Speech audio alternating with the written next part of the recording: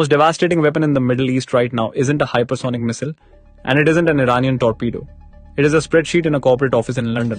If you want to understand pure, unfiltered financial leverage, you have to look at how maritime insurance actually dictates global war. Here is the brutal math of the Strait of Hormuz.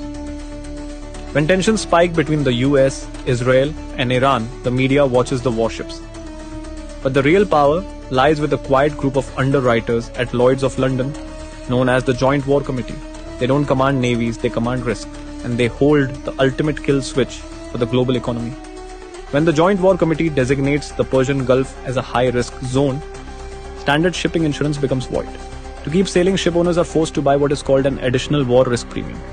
In peacetime, that premium is a tiny fraction of a percent of the ship's total value. But the moment a strike happens, that rate explodes. Overnight, the cost to insure a single oil tanker jumps from $50,000 to several $1 million per voyage. But the real weapon isn't the price, it's the cancellation clause. The moment a conflict escalates, marine insurers can legally pull their coverage with just 48 hours notice. And this is the exact psychological vulnerability Tehran is exploiting. Iran doesn't need to physically blockade the Strait of Hormuz. They don't need the military capacity to sink every single vessel. They just need to create enough perceived risk to terrify the underwriters in London.